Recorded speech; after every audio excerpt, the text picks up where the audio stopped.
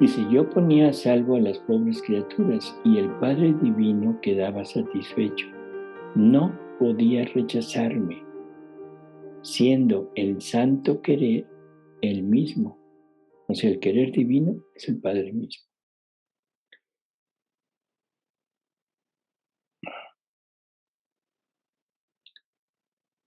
¿Qué significa rezar en su querer? Creo que lo hemos estado viendo, es repetitivo, pero son diferentes formas en que Jesús nos va explicando qué es esta oración ahora en la divina voluntad.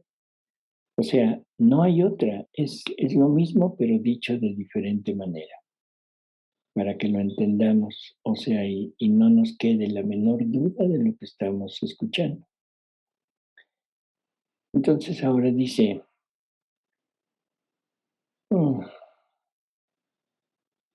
dice, he pasado una mañana rezando junto con Jesús en su querer". Aquí Luisa ya empieza a tener esa oración en la unidad del querer divino. Dice, he pasado una mañana rezando junto con Jesús en su querer.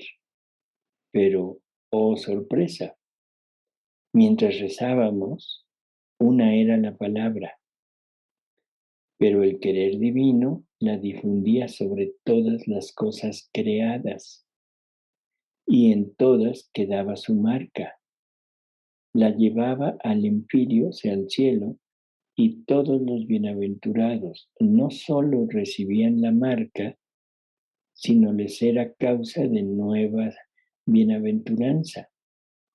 Descendía en lo bajo de la tierra y hasta en el purgatorio, y todos recibían los efectos.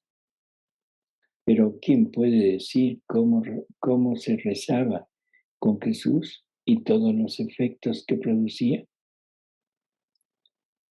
Entonces Luisa y Jesús se ponen a rezar juntos. Y ahora dice que mientras rezaban, una era la palabra, o sea, lo que estaban diciendo, pero que el querer divino tomaba esa palabra, o sea, la vida divina tomaba esa palabra y la difundía no solo sobre las criaturas, que es hasta donde íbamos ahorita, no solo en las criaturas, sino en todas las cosas creadas. Y en todas quedaba su marca, ¿sí? Quedaba la marca del querer divino. Y la pregunta es, ¿qué marca podrá poner el querer divino? Como un sello de, como todo lo que vemos, aquí estuvo el querer divino. No, la marca que el querer divino puede producir, puede poner, es su misma vida. O sea, donde el querer divino actúa, el querer divino está en continuo acto de generar seres o vidas semejantes a él.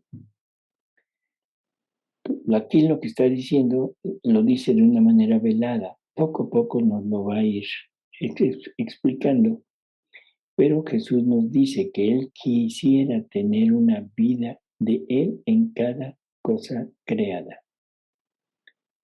Y esto le toca al hombre, le toca hacerlo al hombre. Aquí tenemos que explicar algo también para que más o menos quede claro. La finalidad de la creación es el reinado de Jesús en este mundo, o sea, el reino de Dios en la tierra. Y sabemos que Jesús tiene que reinar. El único problema es que Jesús es rey, pero rey de reyes. Entonces, la pregunta es, ¿y quiénes son esos reyes? Nosotros. Bueno, pero yo no soy rey. No hay tantos reyes en este mundo. Entonces, ¿de qué manera Jesús puede establecer un reino donde Él sea rey de reyes? La forma nos la dice el mismo Jesús. Nos dice que rey significa aquel que extiende su vida en donde reina. O sea, la forma de llegar a ser rey es extender la propia vida en el lugar o en el ser en donde se va a reinar. Por eso es que Jesús es Rey de nosotros, porque extiende su vida en nosotros. Bueno, entonces ya Jesús es Rey, yo soy reino de Él. Pero ahora, para que yo sea Rey, necesito extender esa vida que Jesús extendió en mí, esa vida divina que Jesús puso en mí, ahora que ya es mía, que ya la tengo en propiedad, ahora esta vida la tengo yo que extender. ¿En dónde? Que no se nos dice que somos los reyes de la creación. Bueno, para poder ser rey de la creación, necesito extender mi vida, pero mi vida divina, en las cosas creadas. Y por lo tanto, ahora las cosas creadas se convierten en mi reino, pero yo ya me convertí en rey. Y ahora sí, Jesús puede ser rey de reyes cuando cada uno de nosotros vayamos extendiendo nuestra vida divina en todo lo creado. Y la pregunta es, bueno, ¿y para qué extenderla? Una vida divina en cada cosa creada. Creo que la respuesta nos la da San Pablo cuando nos dice que al final, cuando ya la historia de la familia humana vaya a terminar, dice, cuando el último enemigo haya sido vencido, o sea, la muerte, cuando Jesús someterá todo a Él, o sea, todo debe estar sometido en Jesús, o sea, debe estar prácticamente ya dentro de Jesús, haciendo Él vida en todo. Y en ese momento Él se someterá al Padre para que Dios sea todo en todos. O sea que al principio no había más que Dios. Este Dios saca de sí todo lo que tiene que sacar, tanto dentro de Él como fuera de Él. Pero al final todo debe volver nuevamente a Él, pero debe volver como vida divina. Esto lo podríamos comparar al Big Bang que nos habla la ciencia, de ese momento, de esa explosión en que todo empieza en la creación, que era un punto de materia que se extiende y en fin, pero nos dicen que al final el universo se volverá a contraer. Eso es exactamente lo que el Padre hizo. De ese punto que es Dios mismo, de esa infinitud de Dios mismo, viene un momento explosivo, por decirlo así, en que Dios dice, fiat lux, hágase la luz. Y en ese momento empieza a expandirse, a extenderse todo lo que Dios sacó de sí mismo en todo el universo, en todas las criaturas y en todos nosotros. Pero ahora quiere que cada cosa creada por Él, cosa, adquiera vida, vida divina, pero la vida es de cada uno de nosotros. Nosotros somos cosas creadas, pero la vida que tenemos es de Dios. Dios puso su vida en nosotros. Que la hayamos rechazado, no importa, pero Él puso el movimiento de vida. Él sigue siendo movimiento de vida en nosotros. Seguimos teniendo vida gracias a Él. Bueno, lo mismo es ahora en las cosas creadas. Nosotros tendremos que poner nuestra vida divina en las cosas creadas para ir extendiendo este reino. Ahora yo reinaré en las cosas creadas, ¿para qué? ¿Cuál es la finalidad? La creación toda sirve como miembros a Dios, para llegar a amar a su criatura. Dios nos ama a través de la luz del sol, a través de los efectos que la luz del sol da. Nos ama a través del calor, a través de la fecundidad, a través del color, a través del aroma, a través del sabor que el sol pone en las cosas creadas. Ahora nosotros debemos tomar todo esto y corresponderle, pero corresponderle por el mismo camino. O sea, ahora las cosas creadas deberían de ser miembros nuestros para poder darle a Dios toda la retribución que Él merece por todo lo que nos ha dado.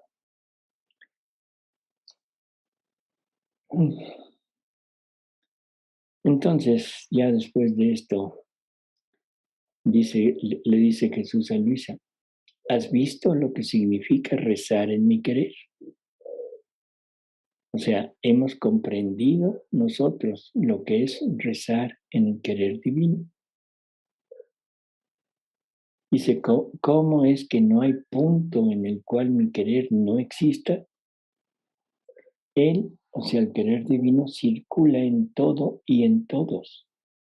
Es vida, actor y espectador de todo.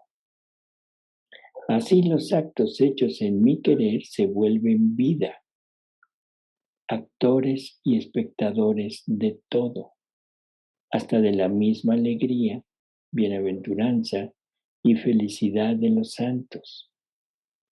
Llevan por todas partes la luz, el aire balsámico y celestial que hace salir alegrías y felicidad.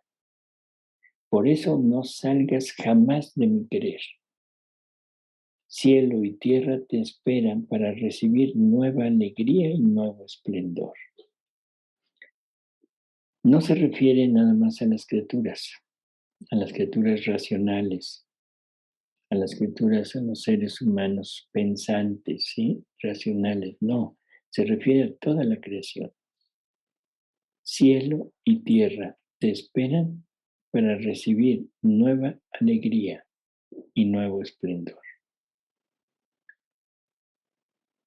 Continúa y dice, las oraciones hechas en mi querer divino para obtener el advenimiento de su reino sobre la tierra, esto se refería a Luisa cuando estaba ella empezando y tratando de lograr que se estableciera el reino en ella, y se tienen un gran imperio sobre Dios. Dios mismo no puede desentenderse, ni puede no oírla favorablemente. Por lo que decíamos hace un momento, todo es en el querer divino y el querer divino es Él. Así que no se puede negar nada a Él. Dice así, de este modo nos sentimos cercados, o sea, como encerrados dentro por todos los lados por nosotros mismos. Sentimos nuestra misma voluntad en nosotros que ruega. Esto es también inmenso.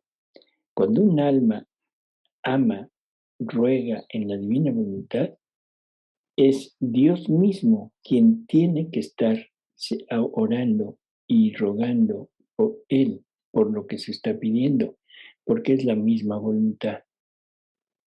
Y si la voluntad es el motor del ser y la voluntad divina está moviendo el acto de la criatura y esa voluntad divina está haciendo que la criatura pida el reino en todos, esa misma voluntad es la que está en Dios.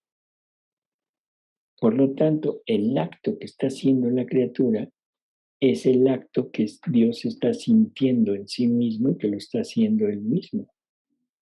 Ahora la oración en la divina voluntad es la misma oración de Dios.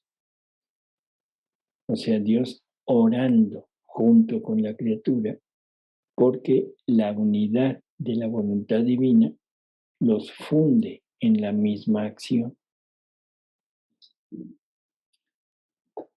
Entonces, vuelvo a repetir, dice, de modo que nos sentimos cercados por todos lados. Sentimos nuestra misma voluntad en nosotros que ruega.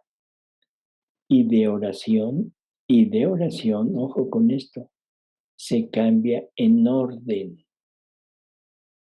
Y dice, quiero. A veces suena como herético lo que estamos diciendo. O sea, ya no es una oración, ahora es una orden. Y entendido, por favor, desde la divina voluntad, que es la que está produciendo esa oración en la criatura, esa petición, vamos a decirlo así, pero que como es la misma voluntad de Dios, ahora es Dios mismo quien está diciendo quiero. Por eso es que la oración en la divina voluntad tiene esta potencia, esta infinitud. Ahora Dios dice quiero. Dice, e imperando sobre nuestro ser divino, con su dulce imperio, decimos, queremos. La criatura dice quiero y la Trinidad dice queremos al mismo tiempo. Dice, por eso las oraciones hechas en nuestro fiat divino se pueden llamar decisiones, órdenes, que llevan el rescrito firmado de lo que se quiere. Y si no se ve al instante lo que se quiere, es porque estamos disponiendo las causas secundarias para sacar de nosotros lo que hemos decidido dar. Por eso no hay que dudar, porque tarde o temprano verá descender lo que con decisión le ha sido concedido.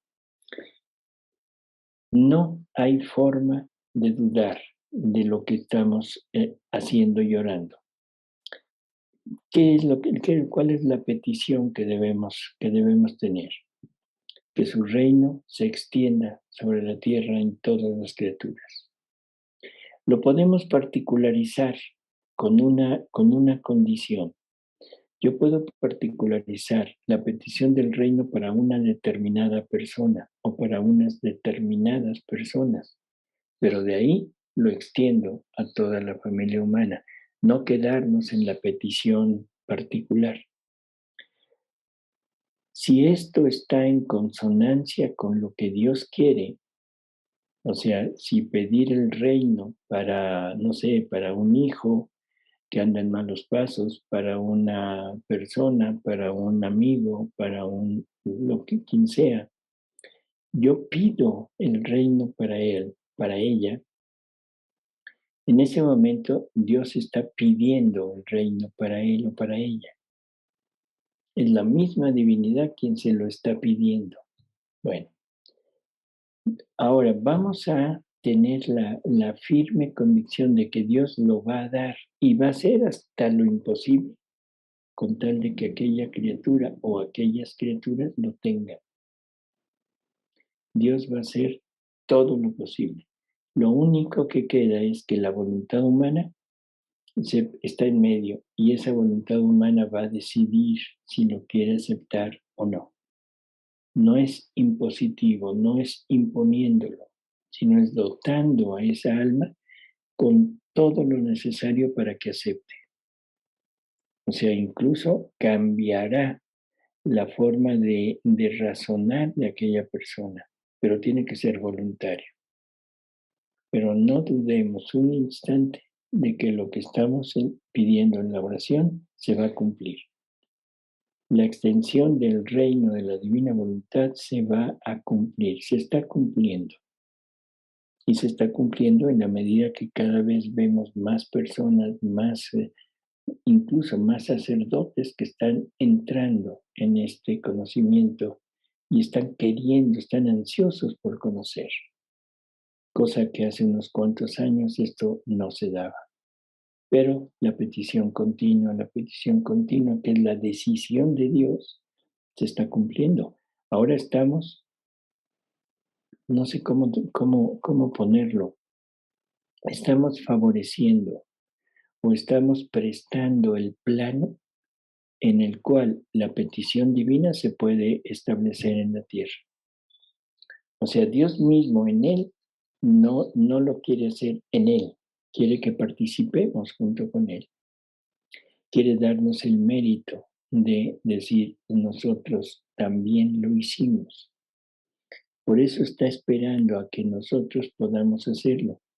Y esto tiene una enorme, enorme cualidad. Porque a veces pensamos, ay, si hubiera estado esto antes con alguna persona, algún ser querido que ya partió, ya murió.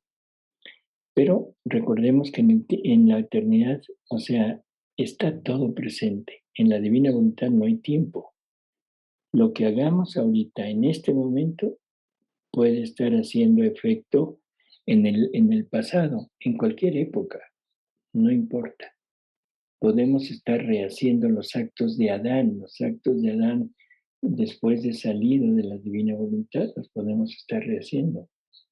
Podemos estar compartiendo con Adán los primeros actos que hizo en su unión con Dios, en la voluntad divina. Y al mismo tiempo podemos estar en los actos del último hombre que haya sobre la tierra. O sea, es universal todo lo que hagamos. Así que no tengamos esa reticencia de decir, bueno, si esto hubiera sido antes. Podemos ayudar a todas las personas que haya, ¿sí? Tarde o temprano verá descender lo que con decisión le ha sido concedido. Esto ya tenerlo presente. Ya no hay petición, hay agradecimiento. ¿Queremos pedir algo? ¿Queremos pedir la conversión de alguien? No la pidamos. Agradezcamos de que ya se convirtió, para darle la plena seguridad de que le creemos y de que estamos seguros que se va a hacer porque es una petición hecha a través de su voluntad.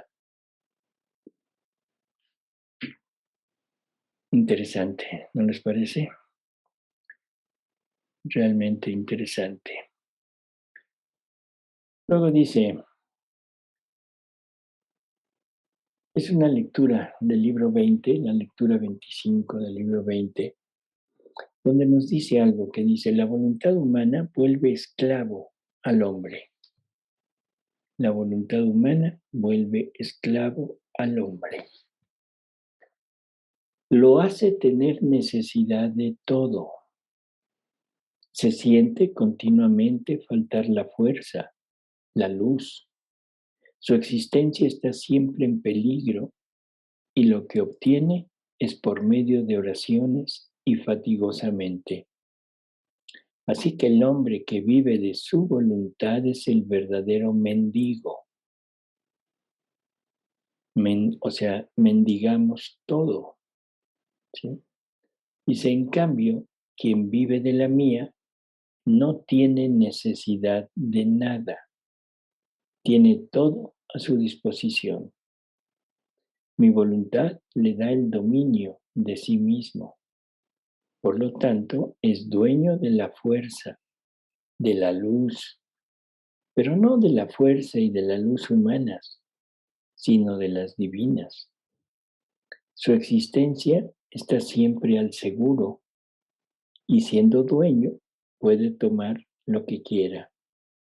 No tiene necesidad de pedir para tener. Dice, tan es verdad que para Adán, antes de sustraerse de mi voluntad, la petición no existía. La necesidad hace nacer la petición.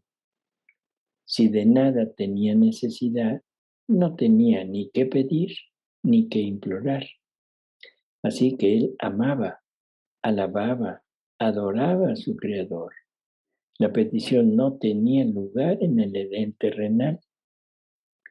O sea, la acción del hombre viviendo en la divina voluntad se centra nada más en esto. O sea, se centra en el amar, en el alabar, en el adorar, en el glorificar al Creador. Esa es la acción, eso es lo que el hombre debería de estar haciendo siempre. Perdida la divina voluntad, pierde los bienes y entonces ahora el hombre se dedica a pedir porque es lo que más necesita.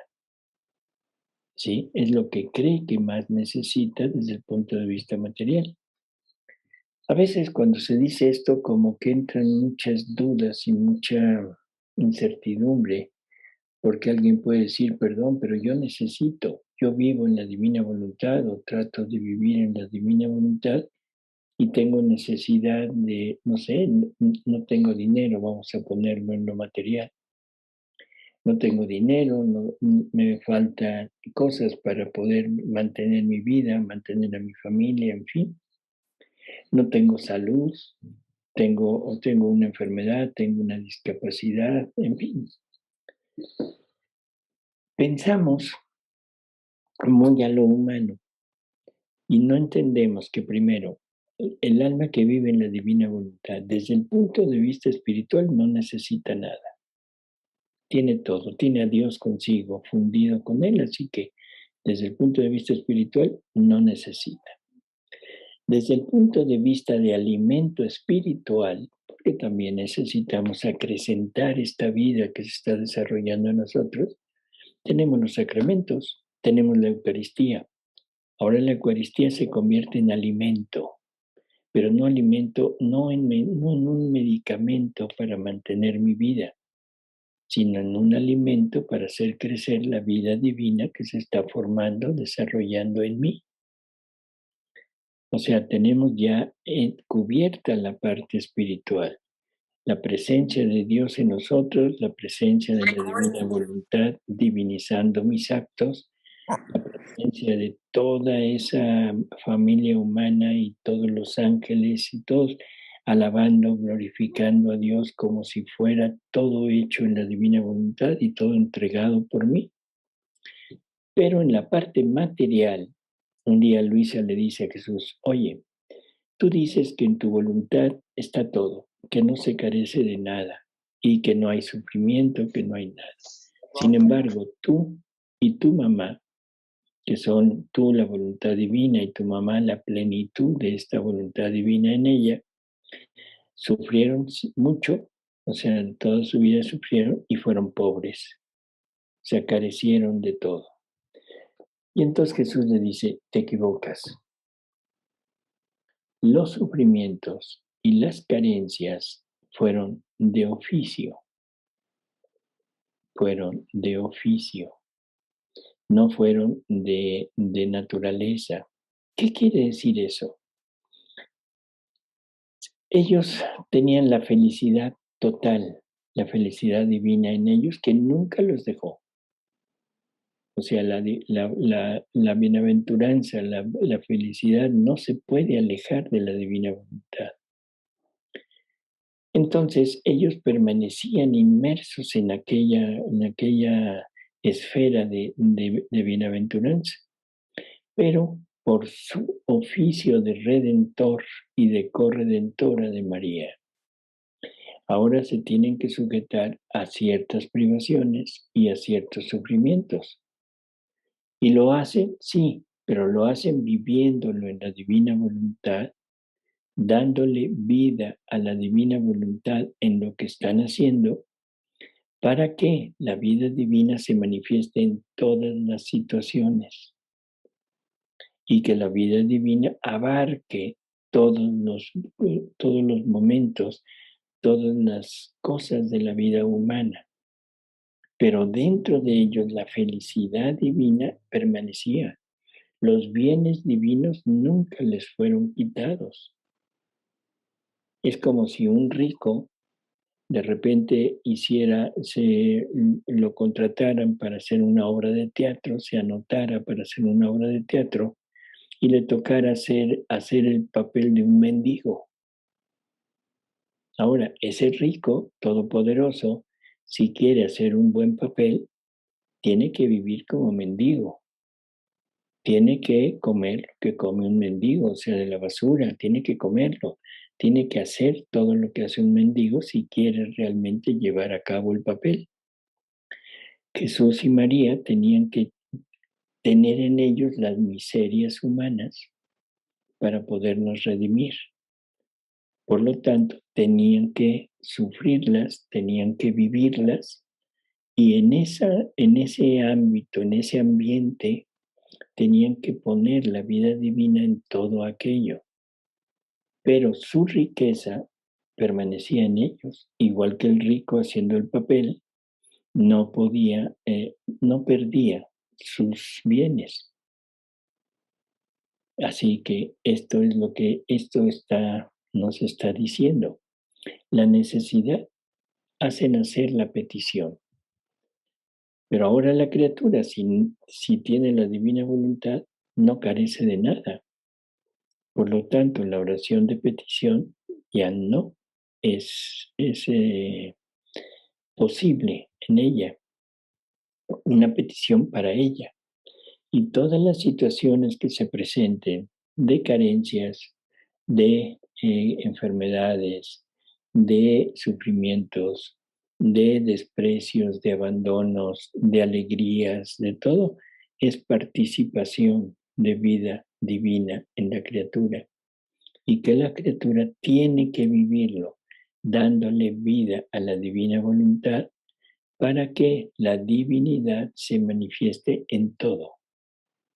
Nos tocó ese papel. Qué bueno. Bendito sea Dios. No importa que sea.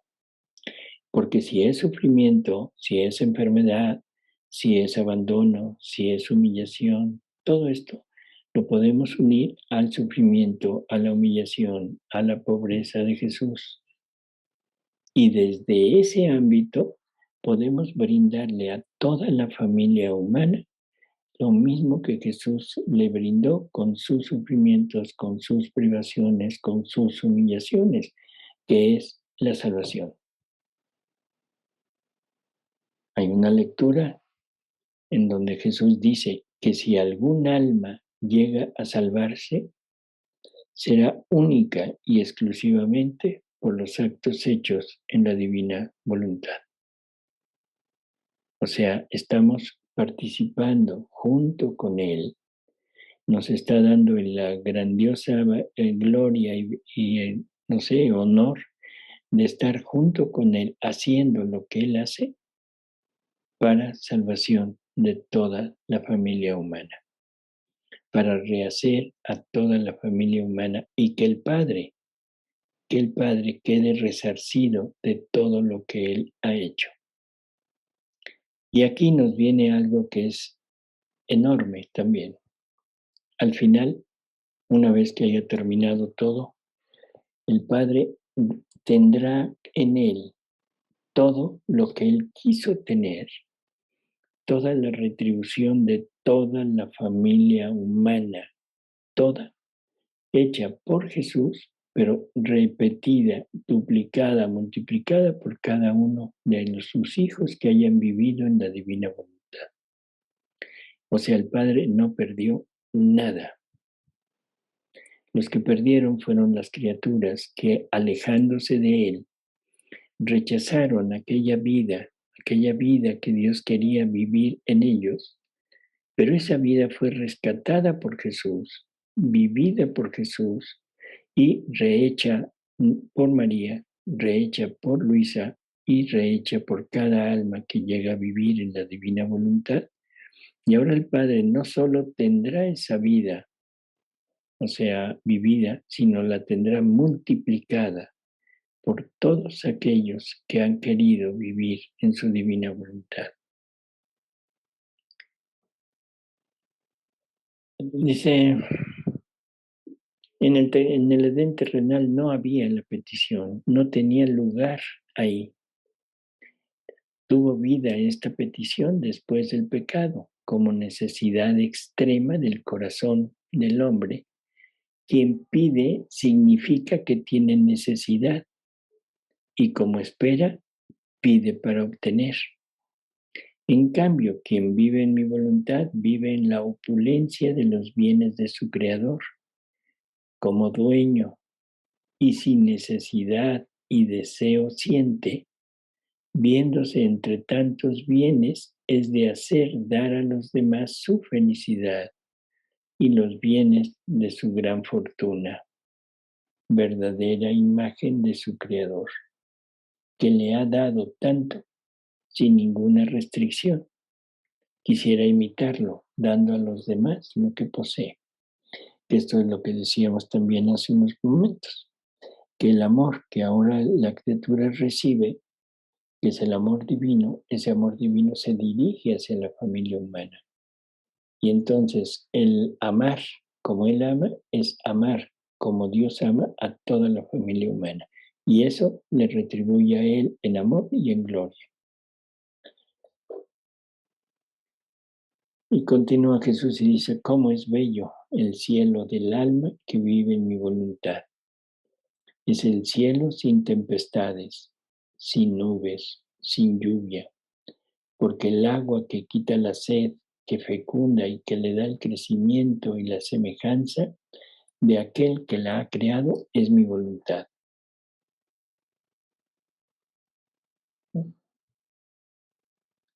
Creo que es suficiente lo que ha dicho en esta lectura, ¿no?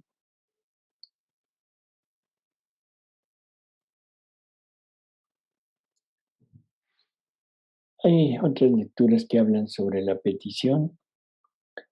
En realidad creo que vale la pena, como decíamos hace un momento, el ver la misma verdad, el mismo tema desde diferentes ángulos.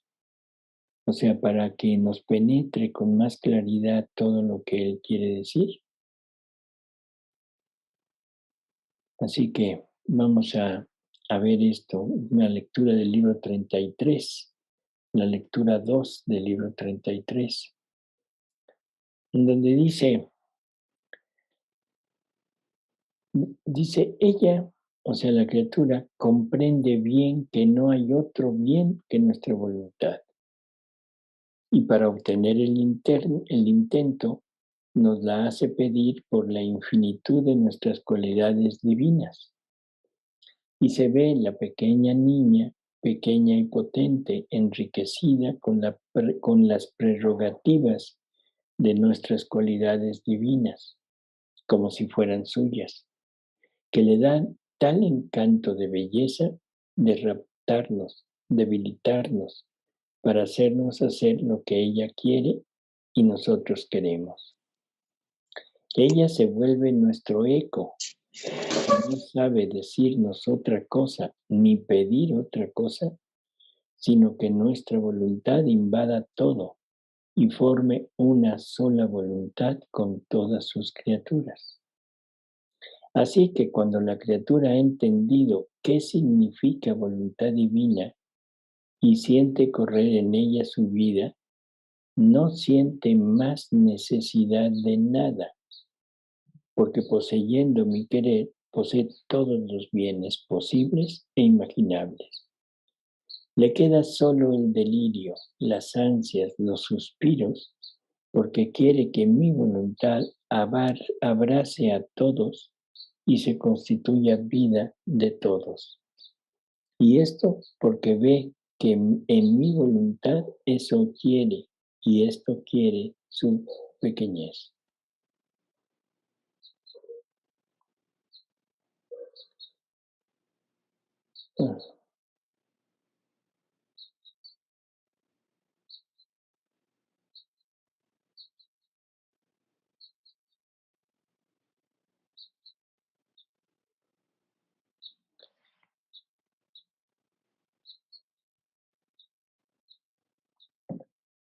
En el libro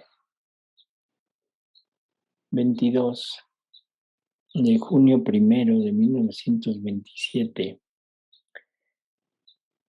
nos va a decir el por qué no se debe pedir nada, porque para pedir necesitamos valernos de la voluntad humana. O sea, la voluntad divina, ya dijimos, no tiene necesidad, por lo tanto no podría actuar en la petición humana. Y va a hablar de la reina, va a hablar de la Virgen, y dice, hija mía, la reina del cielo en la redención no hizo ningún milagro porque sus condiciones no le permitían dar la vida a los muertos, la salud a los enfermos, porque siendo que su voluntad era la de Dios mismo, lo que quería y hacía su Dios, quería y hacía ella. No tenía otra voluntad para pedir a Dios milagros y curaciones, porque a su voluntad humana no le dejó jamás vida. Y para pedir milagros a esta voluntad divina debía valerse de la suya, lo que no quiso hacer porque hubiera sido descender al orden humano. Pero la soberana reina no quiso dar jamás un paso fuera del orden divino, y quien está en él debe querer y hacer lo que hace su creador. Mucho más, pues con la vida y luz de esta divina voluntad veía que era lo mejor, lo más perfecto, lo más santo, aún para la criatura, lo que quería y hacía su creador. Entonces, ¿cómo podía descender de la altura del orden divino? Es necesario para pedir valernos de nuestra voluntad humana. Si en un momento dado, viviendo en la divina voluntad, empezamos a tener la sensación, la necesidad de algo, es señal inequívoca de que ya nos regresamos a la voluntad humana. Y hace unas cuantas lecturas escuchábamos de labios de Jesús que la voluntad humana y la voluntad divina no se unen, no hay unión entre ellas, no se toleran la una a la otra. Y eso también es obvio, puesto que la voluntad humana es la que rechazó a la voluntad divina. Entonces, para poder hablar, para poder pedir algo, necesitamos valernos de nuestra voluntad y eso nos saca de la voluntad divina. Así que, ¿cómo explicarlo así rápidamente? Cuando el alma vive en la divina voluntad, lo que está haciendo es estar viviendo una vida divina, está formando en ella una vida divina, que al final de cuentas es lo que Dios quiere, que en la criatura exista la vida divina ya como propiedad. Esto es el último grado de vida en la divina voluntad, tener como propio esa vida. Cada acto que nosotros hagamos en la divina voluntad, ya cuando estamos viviendo en ella, es, como dijimos hace un momento, un crecimiento, un alimento que hace crecer nuestra vida. O sea, la vida divina no se da en plenitud, se da en germen. Entonces nosotros, entrando en la divina voluntad, seríamos los recién nacidos en la divina voluntad. Todo lo anterior, todo lo que está atrás, toda la vida que hemos llevado atrás, está prácticamente, o sea, anulada. La divina voluntad corre en todos nuestros actos y los convierte en actos de voluntad divina, pero sin mérito. O sea, no hay crecimiento de esa vida divina porque nosotros no actuamos, no estuvimos ahí y no pusimos nuestra voluntad en hacer crecer esa vida. Entonces, lo único que tenemos es la parte de la naturaleza de vida divina y la vamos a hacer crecer a partir del día que entremos ya en ella. Entonces, cada acto que hagamos en la divina voluntad, nos dice Jesús, sirve de alimento para ir creciendo esta vida en nosotros. Si por algo nos salimos, o sea, hay actos que no pongamos esa intención, que no tengamos esa unión con la voluntad divina, ese acto no entrará como crecimiento en nosotros. No nos salimos de la divina voluntad, o sea, permanecemos en ella, pero ese acto se pierde como mérito, como crecimiento de esta vida.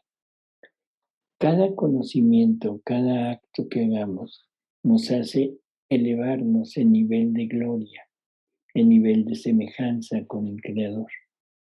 Por lo tanto, cada acto que estamos haciendo es algo que nos eleva en esa igualdad con nuestro Jesús. Si nosotros hacemos actos humanos, vuelvo a repetir, no nos salimos de la divina voluntad, pero la divina voluntad dice yo no concurro. O sea, es un acto humano, de acuerdo, hazlo. Siempre y cuando no sea con la voluntad de salirnos de ella, que no se haga con la voluntad de decir ahorita no quiero vivir en la divina voluntad.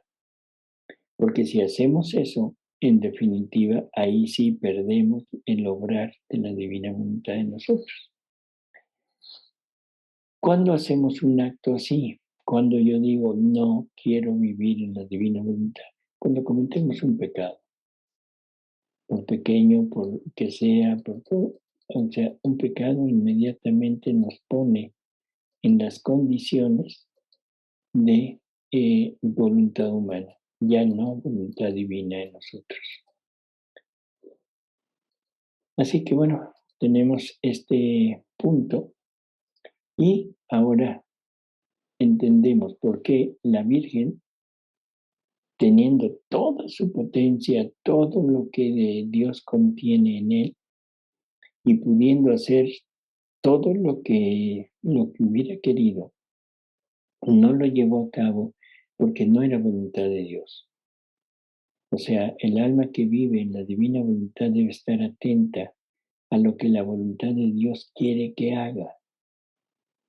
Esto que parece como muy simple, debemos tenerlo muy en cuenta, porque somos muy aborazados, perdón por la palabra, somos muy aborazados. Y en cuanto queremos vivir en esta divina voluntad, inmediatamente queremos empezar a hacer obras de la divina voluntad, obras grandes, extenderlo, hacer reuniones, en fin, multiplicar esto. Pero lo más probable es que esto sea voluntad humana. Buena, sí, buena, con una buena finalidad, sí, también, pero quizá no voluntad divina. Entonces, siempre que queramos hacer algo, la mejor manera de saber que estamos en sintonía con la voluntad divina es esperar a que la voluntad divina nos lo ponga enfrente, no emprenderlo por nosotros. Porque, vuelvo a repetir, estamos muy dados a decir, ay, yo quiero esto, yo quiero lo otro, yo quiero hacer, yo quiero poner. Bueno, eso es lo que tú quieres. Pero aparte de que estamos prácticamente fuera, pues lo que estamos perdiendo es el crecimiento de la vida divina en nosotros. Y eso debería de hacernos temblar. En realidad deberíamos de ponernos en un punto de decir, no, no quiero esto. Yo quiero seguir teniendo la vida divina. Y si Dios quiere que le sirvamos, que hagamos algo de determinada forma, Él se encargará de ponérnoslo enfrente. Y en ese momento es cuando debemos llevarlo a cabo. ¿Por qué? Porque aparte de que es el deseo de Dios, ya Dios tiene preparados todas las gracias, todos los dones, todo lo necesario para que esa obra se lleve a cabo. Si lo hacemos desde nuestra voluntad, lo más probable es que a la larga fracasemos. O sea, y el fracaso no quiere decir el que no se lleve a cabo lo que yo quise, sino que no tenga los efectos que Dios quiere tener. Así que bueno, esto en la Reina del Cielo, en la redención, no hizo ningún milagro, porque sus condiciones no le permitían dar la vida a los muertos, la salud a los enfermos, porque siendo que su voluntad era la de Dios mismo, lo que quería y hacía su Dios, quería y hacía ella. No había lugar para otra voluntad. Ojalá y esto lo tomáramos muy en cuenta para evitar toda esa serie de protagonismos que existe en la criatura y protagonismos que lo más probable no sean voluntad de Dios. Continúa y dice, y por eso hizo solamente el gran milagro que encerraba todos los milagros, la redención, querida por la misma voluntad de la que era animada ella, que llevó el bien universal a quien quiera que lo desee. La Gran Madre Celestial, mientras en vida no hizo ningún milagro aparente, ni de curaciones, ni de resucitar a los muertos. Hacía y hace milagros todos los momentos, todas las horas y todos los días, que conforme las almas se disponen, se arrepienten, dando ella misma las disposiciones para el arrepentimiento, biloca a su Jesús, el fruto de su seno, y todo entero lo da a cada uno como confirmación de su gran milagro que Dios quiso que hiciera esta celestial criatura. Los milagros que Dios mismo quiere que hagan sin mezcla de voluntad humana son milagros perdurables, porque parten de la fuente divina que jamás se agota y basta quererlos para recibirlos. Creo que es muy claro. Dice, la reina del cielo en la redención no hizo ningún otro milagro. Ese es como el centro de todo esto. Entonces, la conclusión, no debemos pedir nada por nosotros mismos. Por los demás, quizá fuera válido, ¿sí? Quizá fuera válido.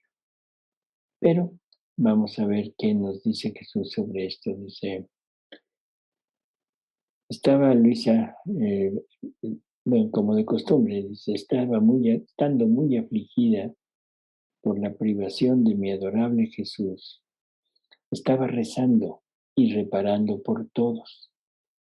Y en mi extrema amargura he dirigido el pensamiento hacia mí y he dicho, piedad de mí, Jesús, perdona a esta alma. ¿Tu sangre, tus penas no son también mías? ¿Valen acaso menos para mí? Y mientras esto decía, mi amable Jesús desde dentro de mi interior me ha dicho, hija mía, ¿qué haces pensando en ti? Tú, pensando en ti, desciendes y de dueña te reduces a la mísera condición de pedir. Pobre hija, con pensar en ti misma te empobreces, pues estando en mi voluntad tú eres dueña y por ti misma puedes tomar lo que quieras. Si hay algo que hacer en mi voluntad es rezar, reparar por los demás. Nunca, nunca pensar en uno mismo. O sea, ¿por qué? Porque ya lo tenemos todo. En otra lectura, Luisa le dice, Señor, que tu misericordia no es para mí. Y entonces Jesús le dice, perdón, ¿y qué misericordia quieres que te dé? Si te quisiera dar algo, tendría que hacerte un hurto, o sea, robarte, para poderte dar. Ya te lo di todo. Todo lo tienes en ti. Ahora úsalo. Úsalo. Esto se dice rápido, se dice muy fácil, pero qué tremenda, como diríamos, impedimentos tenemos en nuestra mente, en nuestro corazón, para creer esto. No es que sea difícil, no, es que no le creemos a Jesús. Ese es el punto. Estamos dudando de su palabra. Ya lo tienes todo. Úsalo. Luisa le dice a Jesús, oye, ¿y tú no pensabas en ti? Y Jesús dice, no, jamás pensé en mí. Piensa en sí mismo quien tiene necesidad de alguna cosa. Yo no tengo necesidad de nada. Yo soy la misma santidad, la misma felicidad, la misma inmensidad, altura, profundidad.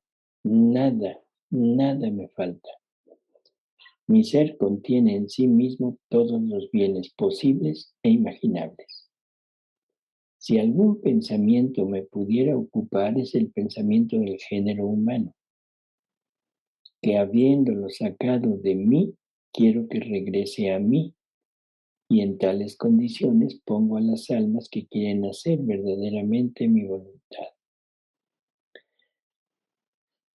Bueno, prácticamente tenemos ya, yo pienso que ya tenemos la noción exacta de lo que es esta divina voluntad, esta oración en la divina voluntad. O sea, no, y ya tenemos también muy en concreto lo que es la voluntad humana y el rezo en la voluntad humana. Ahora, ¿qué nos falta? Bueno, ¿cómo se lleva a cabo esto? ¿Qué es lo que tenemos que hacer? Aquí entra algo que es primero conocer, eso es forzoso. Segundo, creer que realmente tenemos esta posibilidad de toda esta grandeza. Y en tercer lugar, o sea, saber que la disposición, perdón, tener la disposición para hacerlo, para recibirlo. Bueno, ahora, ¿qué más tengo que hacer? Hay algo, una palabrita por ahí en las revelaciones que le hace Jesús a Luisa, que se llama girar. El girar es el vivir en la divina voluntad. Y la pregunta es, bueno, ¿y qué es girar? Bueno, esto creo que valdría la pena tomarlo. No me gustaría entrar en este tema porque también es muy largo y no nos alcanzaría el tiempo de poderlo abarcar y dejarlo a medias, ¿no? Creo que con lo que tenemos hemos hecho un recorrido ya de la oración humana, la oración divina, los motivos, en fin, todo.